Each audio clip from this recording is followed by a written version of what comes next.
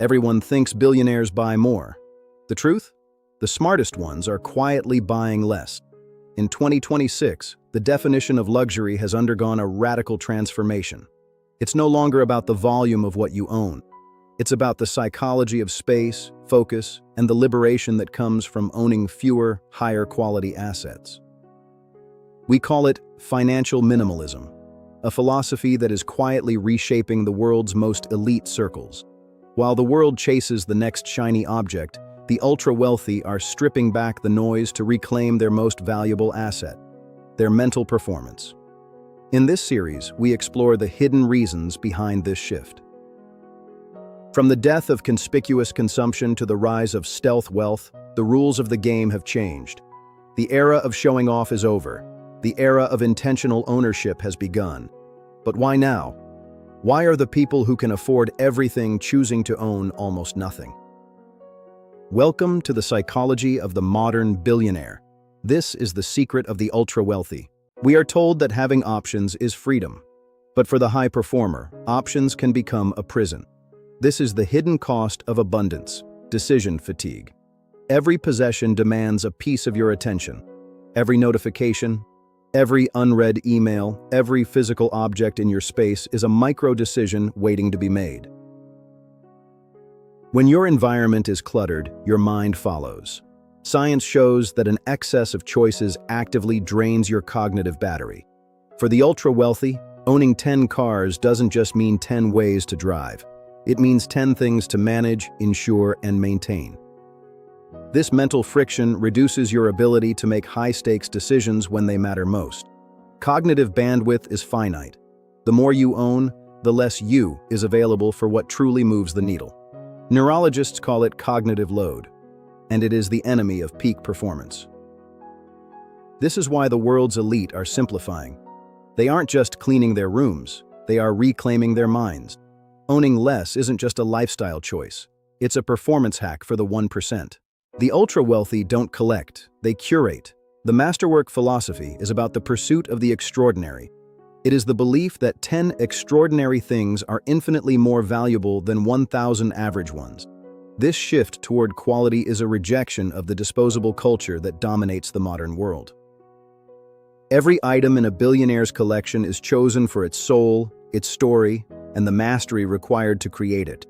These are heirlooms, objects designed to last for generations, not just for a season. Restoring a classic is a tribute to enduring engineering. It's an investment in excellence that transcends time. True wealth is found in objects that gain meaning as they age. Like a masterpiece on a wall, they become part of your legacy. It's about designing a life where every element is intentional, where quality is the only metric that matters. This is the secret to a life of abundance without the burden of excess. Own the masterwork and ignore the noise. In 2026, the status symbol isn't the collection, it's the curation. This is the new standard of excellence. There is a new status symbol among the world's elite, and it's something you can't actually see. We call it stealth wealth. The era of the logo is dying. The truly wealthy have stopped showing off, choosing instead to blend into the background. They are trading public recognition for private freedom, owning the estate but keeping the gates modest. It's the luxury of anonymity, the ability to enjoy the finest things in life without the burden of being watched. In their offices, you won't find gold-plated trophies. You'll find rare books and deep, uninterrupted silence. Their wardrobe is a uniform of quality. $10,000 cashmere that looks like a basic gray crew neck to the untrained eye. Their homes are invisible from the street, designed to be lived in, not looked at. They value the experience over the image. The most important conversations aren't happening on social media. They are happening in quiet rooms where privacy is the ultimate currency. Knowledge is the new flex. A library of rare first editions is the modern billionaire's version of a Ferrari. Real power doesn't need to shout, it whispers. This is the era of stealth wealth. Most people see possessions as assets, but every asset is also a liability, because everything you own eventually owns you. The hidden cost of abundance isn't the purchase price. It's the constant logistical weight of maintaining, moving, and protecting it all. When your physical space is occupied by the ghosts of past purchases, your mental space suffers. Your attention is fragmented by the sheer volume of things. The more you own, the more you must manage. You become the CEO of your own clutter, directing a staff just to keep the status quo. Even organization is a tax on your time. True freedom isn't a perfectly organized closet. It's a closet with nothing left to organize. Then there is the administrative burden. The insurance, the appraisals, the security protocols. Your possessions require a fortress to exist. Quality items require maintenance. But an excess of quality means an endless cycle of repairs and restorations. You are no longer using your things, you are serving them. It's a death by 1,000 cuts. The mental bandwidth lost to the recurring costs of a high-consumption lifestyle is immense. How much of your life is spent managing the things that were supposed to make your life better? The ultra-wealthy are realizing the answer is too much. The ultimate luxury isn't the ability to buy anything. It's the ability to walk away from everything. This is the weight of wealth. The ultimate competitive advantage isn't a faster computer or a larger team. It is a clear mind. We call it cognitive freedom. By removing the physical noise of excessive ownership, you create space for the only thing that matters: deep, uninterrupted thought. A clear environment isn't just a style choice. It's a cognitive strategy. It signals to your brain that the static is gone and the work can begin. When you stop managing things, you start managing ideas. Your mental horizon expands, allowing you to see the big picture. Financial minimalism isn't about being poor, it's about being focused. It's about ensuring your brain's processing power is directed at your highest value goals. Strategic thinking requires silence. The ultra-wealthy are buying back their time and their peace, one discarded possession at a time. In the world of high finance and global strategy, the winner is usually the person who can maintain focus the longest. Minimalism is the fuel for that focus. Whether you are building a villa or a multi-billion-dollar company, clarity of vision is your most important tool. Don't let clutter cloud your sight. The flow state is the highest form of human performance, and financial minimalism is the gatekeeper to that state.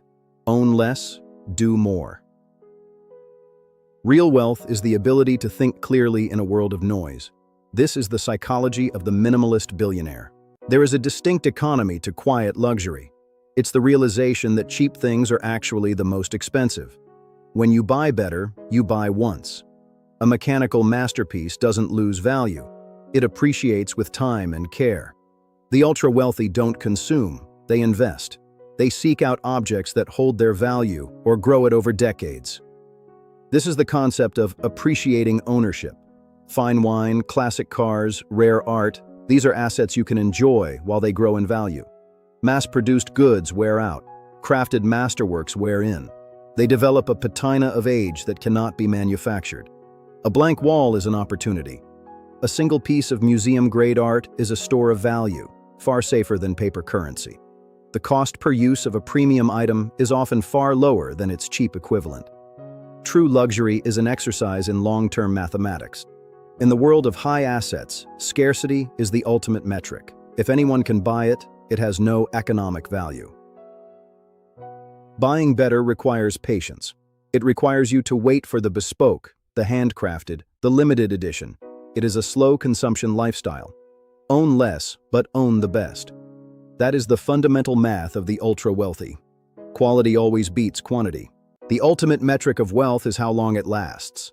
The ultra-wealthy don't build collections, they build legacies. This is heirloom thinking, the shift from owning things for your lifetime to preserving assets for the next century. It's about understanding that the most valuable things you can pass down aren't the cars or the clothes, but the stories and values. They choose objects that carry a history. An antique watch that has marked 100 years of family history is priceless. They invest in knowledge and culture. A historic library isn't a display of wealth, it's a vault of human wisdom. This requires long-term planning, the creation of trusts and foundations that protect the family's assets and purpose for generations. Their architecture is built for permanence. They build homes designed to age with the land, using materials that last centuries. The modern family office is not focused on the next quarter's returns. It is focused on the next generation's stewardship. It is a science of preservation, a systemic approach to ensuring the wealth serves a purpose larger than consumption. A collection is about the present. A legacy is about the future. Choose what you are building. Minimalism isn't just a philosophy. It is an engineering process, a systematic framework to reclaim your time and capital. Step 1 is the audit. You must catalog everything you own, identifying what serves your purpose and what is simply noise. Step 2 is to sell. Convert your depreciating clutter back into liquid capital. Free yourself from the burden of the asset. Step 3 is to simplify.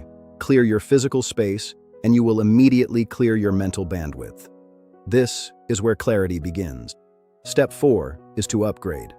When you do buy the absolute best. Choose the singular masterwork over the 100 average alternatives. Step 5 is to protect. Guard your time, your capital, and your space fiercely. Say no to the noise of the consumer culture. And step 6 is to repeat. Financial minimalism is not a destination. It is a continuous loop of refinement. Extend the audit to your digital life.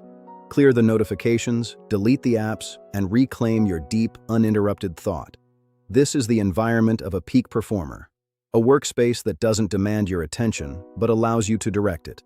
You don't need a collection to prove your worth. You need a system to protect your peace. Start engineering your freedom today. The ultimate flex in the modern world is not what you can show, it is what you can afford to ignore. We have reached the end of conspicuous consumption.